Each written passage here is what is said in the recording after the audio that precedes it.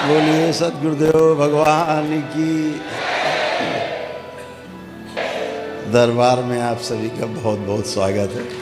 तंत्र दीक्षा में प्रथम चरण से लेके और चतुर्थ चरण तक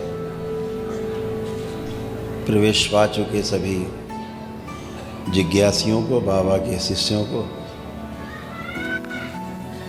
बहुत बहुत शुभकामनाएं।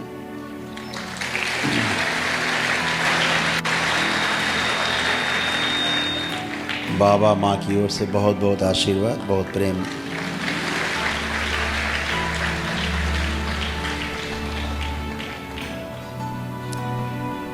शिव और शक्ति के इस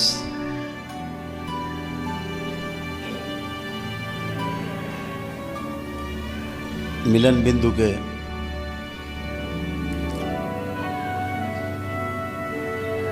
इस अद्भुत दरबार में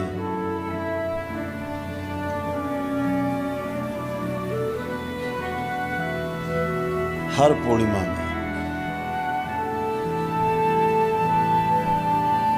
तमाम लोग बाबा के भक्त से शिष्य बनते हैं और तमाम शिष्य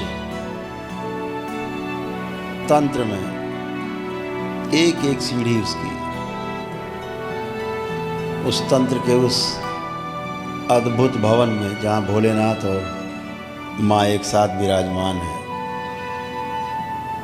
उस भवन में पहुँचने के लिए जहाँ बाबा और माँ की आभा विद्यमान है, आप एक एक सीढ़ी हर पूर्णिमा चढ़ते हो।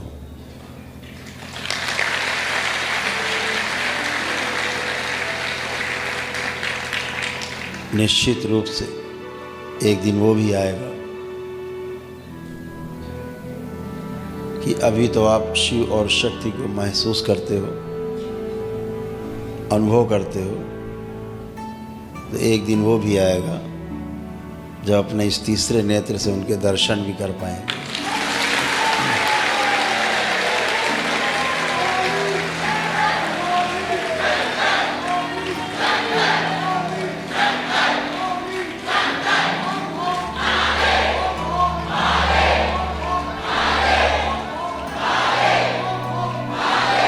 बोलिए सद्गुरुदेव भगवान की।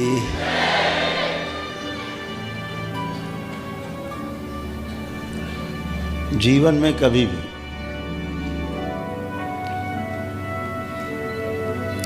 कोई कठिनाई आए,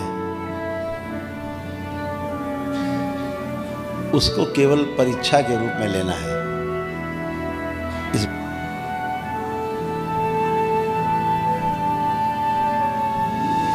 कठिनाई के रूप में लिया तो कठिनाई लगेगी,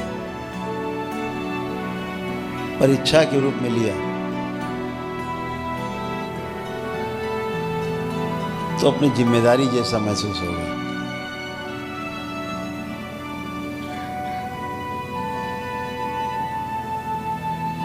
इस सृष्टि में जो कुछ भी हो रहा है या आपको लगता है आप कर रहे हो या किसी को भी लगता हो वो कर रहा है, ये भ्रम जैसा ही है।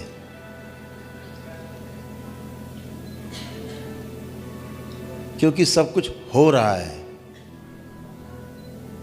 हम कर नहीं रहे हैं, करने में माध्यम बने हुए हैं, उसका निमित्त हैं, कर नहीं रहे। जिस दिन ये भाव आपका पक्का हो गया कि अच्छा हुआ या बुरा हुआ, हमने नहीं किया, हम तो निमित्त थे, ये हुआ और हम उसके साक्षी बने। अगर होने के साक्षी बन जाए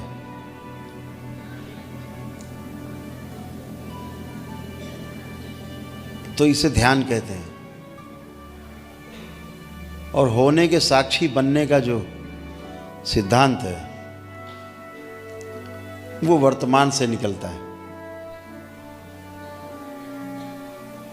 हम वर्तमान में हैं,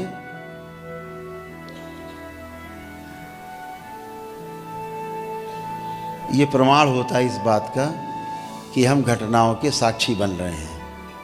घटनाओं में अगर हम कुछ करते हुए दिखते हैं अपने को, हमें लगता हमने किया या हम ऐसा करेंगे तो ऐसा हो जाएगा, तो आप समझना या तो आप भूतकाल में हो और या फिर आप भविष्य काल में हो, वर्तमान में आप बिल्कुल भी नहीं हो। जिस दिन आपको लगे कि घटना जो घट रही है हम उस घटना के साथ साथ हैं, हमें जिम्मेदारी दी गई ईश्वर की तरफ से, हम उसको निभा रहे हैं, बस केवल साक्षी भाव है, केवल दृष्टा है, केवल हो रहा है उसमें शामिल है। जिस दिन ये भाव आ गया आप समझो ध्यान के लिए एकदम पक्के हो गए, मजबूत हो गए।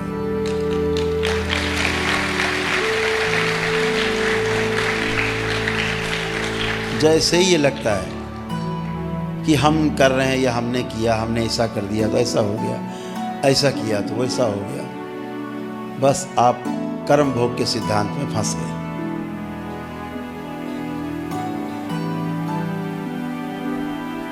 कर्म भोग के सिद्धांत में फंसने का उपाय यही है कि आप जब ये समझते हैं या ये भाव रखते हैं मैंने ये किया, मैंने वो किया, मैं नहीं करता तो ये नहीं होता, मैं नहीं करता तो वो नहीं होता, बस आप कर्म भोग के सिद्धांत में फंस गए और अच्छा या बुरा दोनों को आपको भोग भोगना पड़ेगा। जिस दिन आपको ये हो जाए कि ईश्वर जो कर रहा है उसमें हम शामिल हैं, हर काम में मैंने नहीं किया, हम तो शामिल हैं, उस दिन आप कर्म भोग के सिद्धांत से बाहर हो जाते हैं। बहुत अद्भुत है। अगर अच्छे काम का श्रेय आप ले रहे हो तो बुरे का भी आपको श्रेय लेना पड़ेगा और दोनों ही भोगने पड़ेंगे। अगर आपका ताला बंद है कर्म का कि हम कुछ कर ही नहीं रहे, तो ना अच्छे का भोग ना बुरे का भोग। ईश्वर के पास और ईश्वर के साथ रहने का इससे अनुपम मौका दूसरा नहीं है कि हम इसमें उतर जाएं, साक्षी भाव में उतर जाएं, हम वर्तमान में जी जाएं, बस संपार हो गए। केवल साक्षी रहना है, दृष्टा बने रहना। आंखें बंद करते हो, जब करते हो,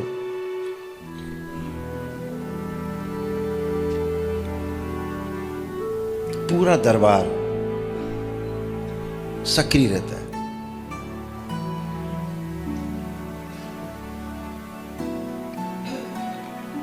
आपको लगता है सिर्फ आप जप कर रहे हो, आप अकेले नहीं होते हो। पूरे दरबार के बीच में आप होते हैं, कड़ी सुरक्षा के बीच में आप होते हैं। क्यों?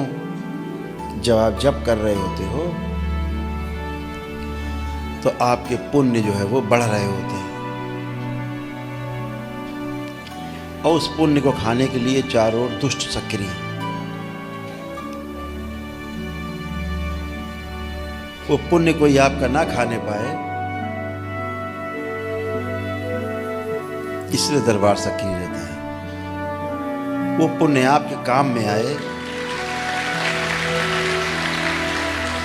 इसलिए दरबार सक्रिय रहता है। लेकिन दरबार तभी सक्रिय रहता है जब आपके अंदर ये भाव प्रबल होता है, कर रहे हैं, हम नहीं कर रहे, हम जो हो रहा है उसमें शामिल हैं, और हमारी आपकी इतनी ही जिम्मेदारी है, इससे ज़्यादा है भी नहीं। कभी देखो आप कोई भी काम करने जाते हो,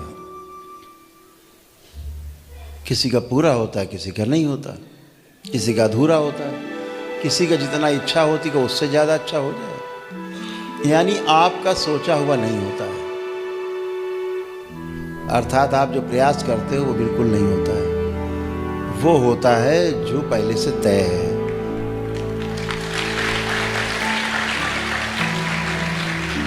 केवल आप क्रिया करते हैं जिम्मेदारी से, इतना काम आपका, फल देना काम ईश्वर का। भगवान श्री कृष्ण भी गीता में कहते, बहुत प्रसिद्ध है, ये कर्मण्येवाधिकारस्ते मा फलेषु कदाचन।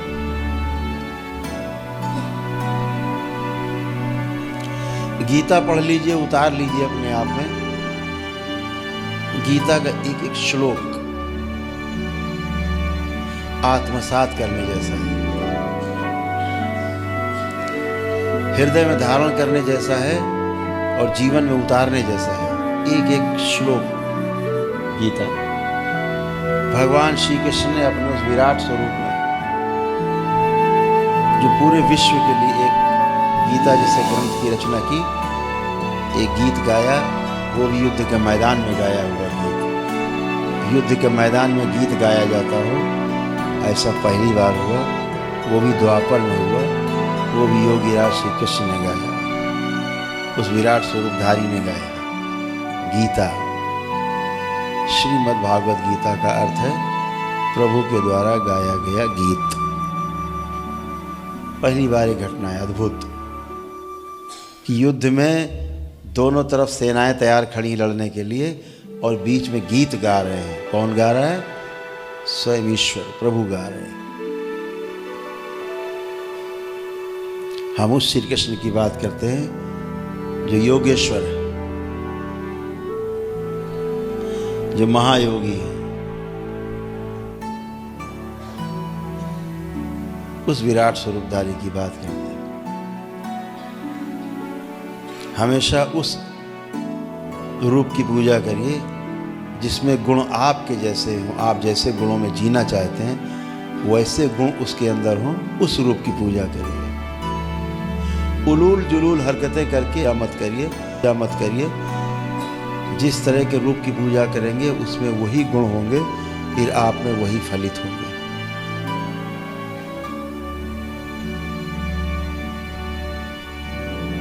फिर बच्चे चोरी करते हैं, उलूल जुलूल हरकतें करते हैं पास पड़ों में बच्चियों के साथ में।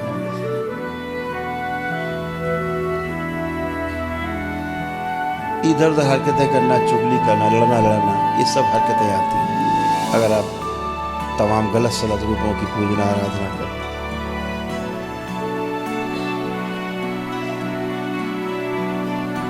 तो उसी रूप की पूजा करें जिस प्रकार के गुणों की आपकी चाहना है। ध्यान रखो, इस पूरी सृष्टि में मेरे स्वयं के देखे कोई भी अपना शरीर नहीं चला रहा है।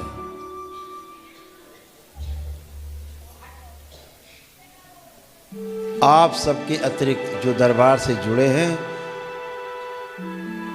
उनके अलावा कोई भी अपना शरीर नहीं चला रहा है। दूसरे ही जीवन उन शरीरों को चला रहे हैं, अपने कर्म भोग दूसरे के शरीरों पर काट रहे हैं। और जो पैदा हुए थे माँ के गर्भ से, वो मृत अवस्था में बिल्कुल पैर के अंगूठे में बंधे हुए हैं।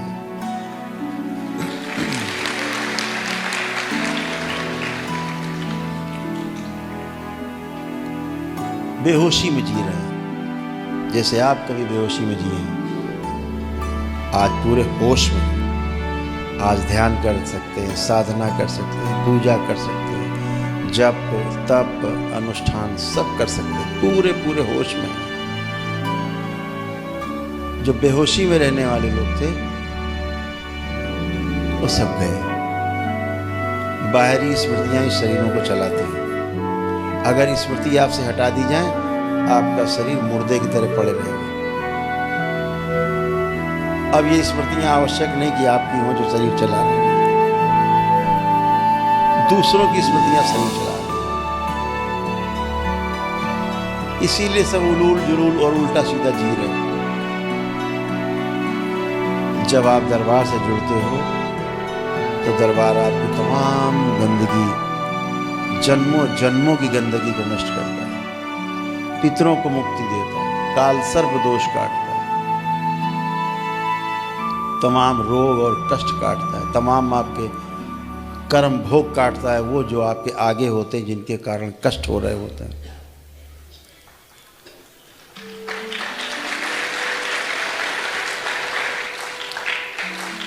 तब आप ध्यान साधना के लायक बनते हो, आप बन के बैठे हो।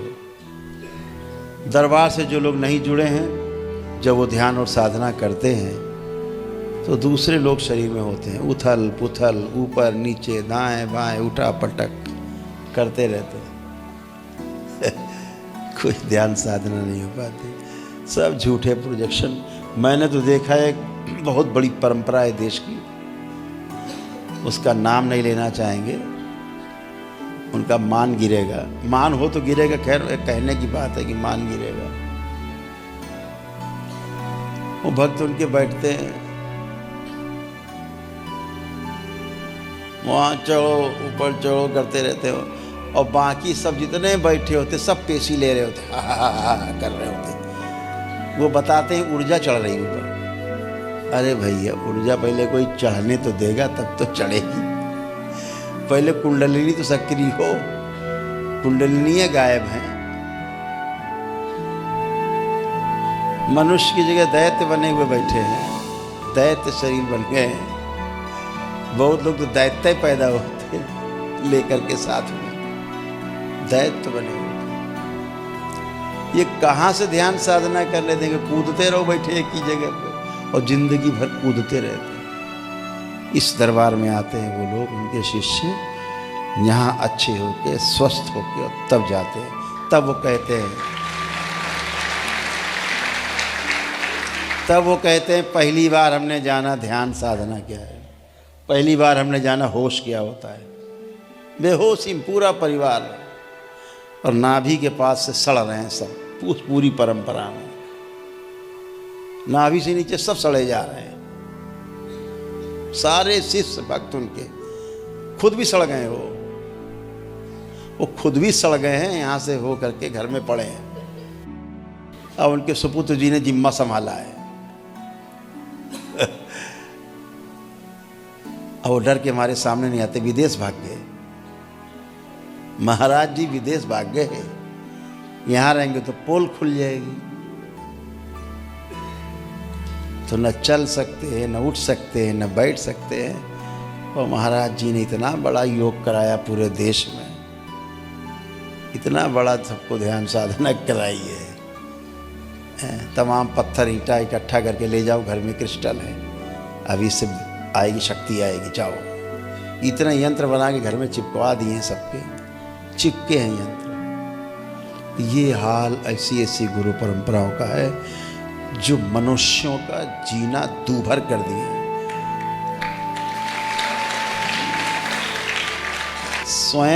स्वयं मर रहे हैं और लोगों को मरने के लिए तिल तिल करके तड़प तड़प के मरने के लिए बाध्य कर दिए।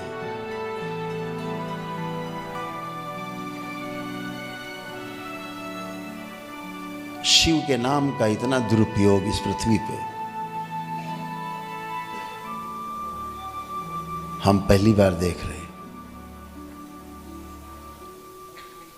मां कहां से होगी? वहां जहां शिव के नाम का दुरुपयोग होता हो, मां तो उसके आसपास नहीं फटकती। इसीलिए मां नहीं तो बेटे नहीं, है ही नहीं। माँ होगी तभी तो बच्चों की कोई केयर करेगा, कोई लालना पालना करेगा, उनका पोषण करेगा। पोषण माँ ही करती है, पिता नहीं करता, भूल जाना। पिता गाइडेंस देता है, पिता सिर्फ गाइडेंस देता। वात्सल्य बोलते हैं उसको, हिंदी में बोलते हैं वात्सल्य। गाइडेंस देना, आपके कपड़ों की व्यवस्था, आपके खाने पीने की व्यवस्था, आपके रहने की व्यवस्था, आपकी सुरक्षा करना, कोई आपको नुकसान न पहुंचा जाए, आपकी पढ़ाई लिखाई शिक्षा दीक्षा की व्यवस्था करना, ये पिता का काम है। लेकिन आपको पालना पोषना बड़ा करना, तमाम संस्कार देना, छाती से लगा के रखना, गीले पर सोना और सूखे पर सुलाना, आपको ये माँ का काम है।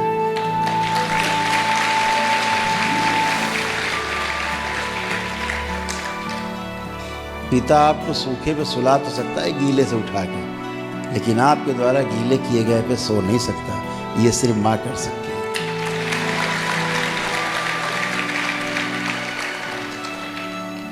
तो जब माँ नहीं तो फिर कुछ नहीं। इसलिए ध्यान और साधना के लिए शिव और शक्ति का एक साथ होना जरूरी आवश्यक, क्योंकि आप सभी के अंदर शिव और शक्ति दोनों के अंश विद्यमान हैं, सभी में है। केवल उसको सक्रिय होना भर है, केवल सक्रिय होना है।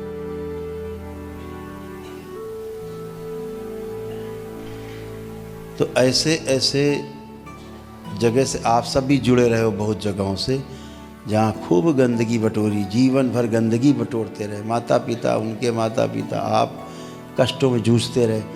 जब दरबार मिला तब इनसे मुक्ति मिली और तब आज आप शुद्ध होके, पवित्र होके बैठे हो करने के लिए, एकदम करने के लिए एकदम फर्स्ट क्लास तैयार।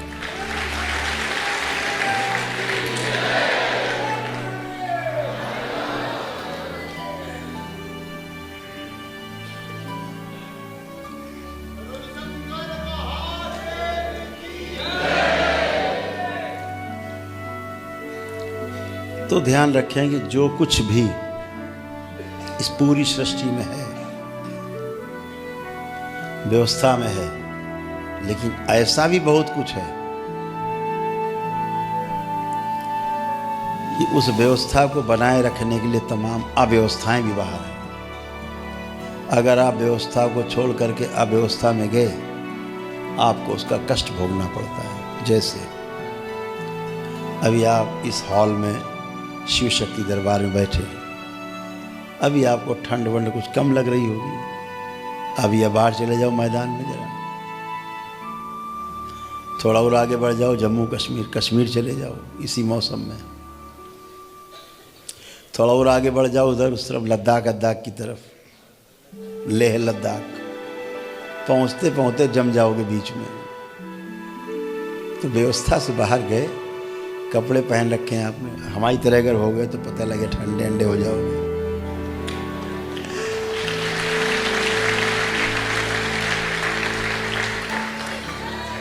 तो हमें इसलिए ठंड नहीं लगती कि हम तो अव्यवस्था में ही हैं, हम तो व्यवस्था से बाहर हैं, तभी तो व्यवस्था बना पा रहे हैं।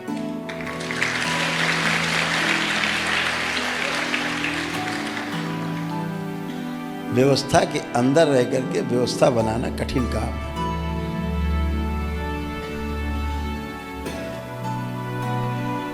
तो व्यवस्था के बाहर रहते हुए व्यवस्था के अंदर रहना, या व्यवस्था के अंदर रहते हुए व्यवस्था के बाहर रहना, ये प्रकृति के नियम के अनुसार होता है। नियम सब जगह लागू है, चाहे व्यवस्था हो और चाहे अव्यवस्था हो, नियम सब जगह है। कैसा नियम है बताते हैं आपको, आपका ध्यान उस तरफ ले जाते हैं। जैसे अभी आप यहाँ बैठे, अभी सबके थर्मामीटर लगाया जाए तो लगभग सबका तापमान एक जैसा आएगा। और अभी मान लिया जाए इस समय जो तापमान होगा, बाहरी तापमान क्या होगा, 10-12 डिग्री लगभग बता रहे हैं, 12 डिग्री के आसपास है।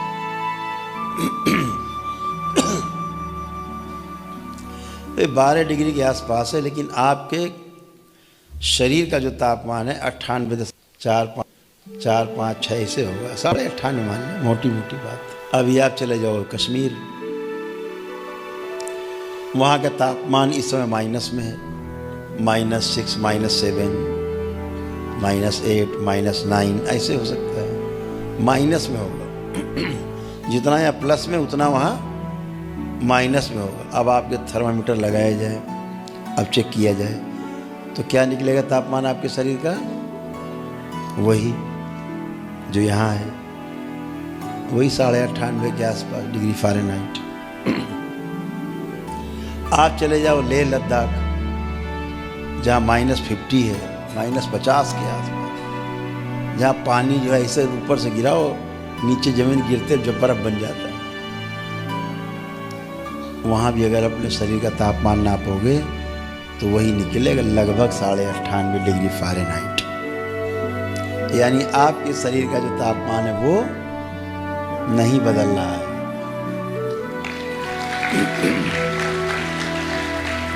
तो सारी अव्यवस्था के बीच में व्यवस्था बनी हुई है। कितना अद्भुत है। ये आप नहीं करते हो, कि आप करते हो, अपने पैमाना बनाते हो, अपना तापमान नियंत्रित करते हो रहा है, ये सब हो रहा है। इस होने में आप शामिल हो, आपका तो ध्यान भी उधर नहीं है। थर्मामीटर थोड़ा लेके घूम रहे हैं कि नाप रहे हैं बार बार, कम तो नहीं होगे भैया, देख लें। तो जो तापमान है बना रहना, ये होने में शामिल है, यानी हो रहा है सब, आप नहीं कर रहे हो। इस होने को देखना अपने आप में बहुत रोचक है। इस होने में शामिल होना आपका बहुत रोचक है।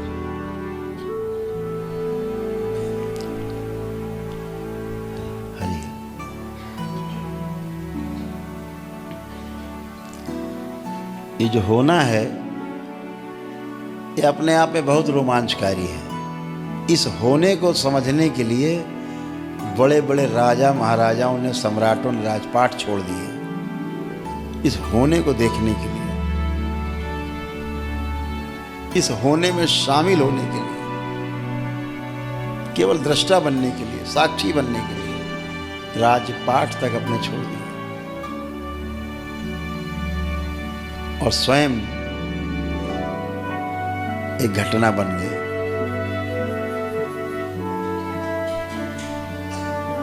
बड़े बड़े राजा महाराजा अपने जीवन के अंतिम समय में, कुछ लोग तो युवावस्था में भी, गौतम बुद्ध जैसे लोग, महावीर जैसे लोग, बहुत युवावस्था में सब कुछ छोड़ दिया।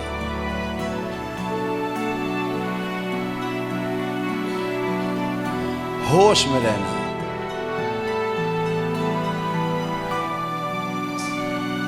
और स्वयं से इतना प्रेम करना है जितना कभी किया ना हो। बहुत प्रेम करना है अपने आप से। सुबह उठना है तो अपने आप को आलिंगन करो, स्वयं को आलिंगन करो, अपने आप को आलिंगन करो, प्रेम से अपने आप को देखो, अपने शरीर को देखो।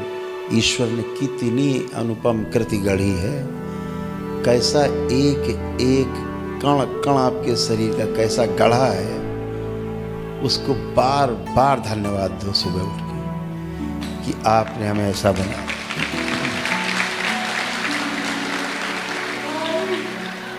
क्योंकि आपने अपने को नहीं बनाया, आपने अपने आप को पैदा नहीं किया है, आपने अपने आप को जन्म नहीं दिया है, आपने अपने स्वयं के पैदा होने का समय निर्धारित नहीं किया है। आप स्वयं जिंदा नहीं हो अपने प्रयास से, आप सिर्फ हो, और इस जो हो इसके साक्षी अगर बने रहोगे तो निश्चित रूप से इसको पूरा समझ पाओगे कि ये क्यों है, कैसे है। और अगर आप करने में शामिल हो गए कि मैं तो राजा महाराजा हूँ, मैं तो पैदा ही होना था, मैं पैदा हो गया और मैंने ये किया, मैंने वो किया, तो समझ लेना फिर मुक्ति नहीं, फिर भोग है। करने में शामिल हुए, भाव आया, भोगना पड़ेगा। अकर्ता भाव रहेगा, भोग से बाहर रहोगे। इस सूत्र को पकड़े रहना, इससे बहुत जबरदस्त सूत्र है। कर्म भोग का ताला जो है ना, खजाने का, बंद कर दो। पुण्य किया तो भी नहीं जा रहा उसमें, पाप किया तो भी नहीं जा रहा उसमें, और हमारी यात्रा मृत लोक की खत्म हो गई।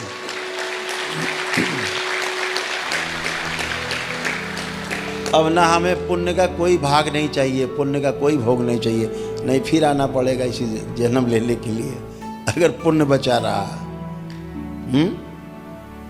तो न पुण्य है न पाप है, और वाकई में इस सृष्टि में पाप है न कोई पुण्य है।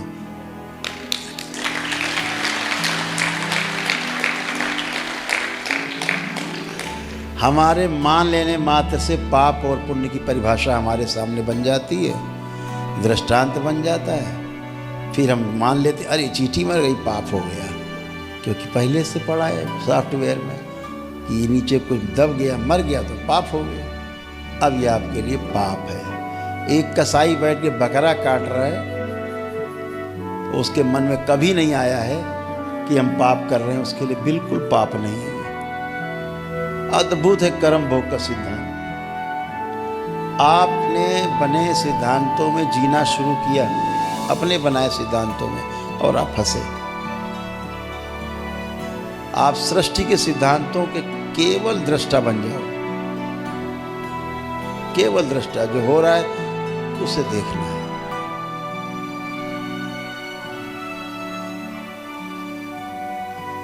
सिर्फ देखना है, जिम्मेदारी से देखना है उसको, और जो अपना रोल है वो निभाना है।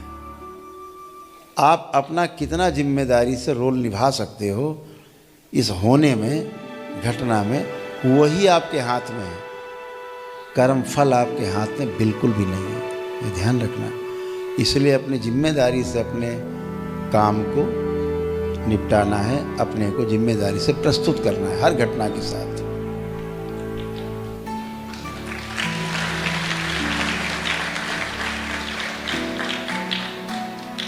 मेरी बात आपको धीरे धीरे समझ में आएगी। जैसे जैसे आगे बढ़ते जाएंगे, जैसे जैसे ज्ञान के चक्षु खुलेंगे, वैसे वैसे आपको मेरी बात धीरे धीरे समझ में आने लगेगी। महापुरुषों के बहुत दृष्टांत, बहुत सारे दृष्टांत।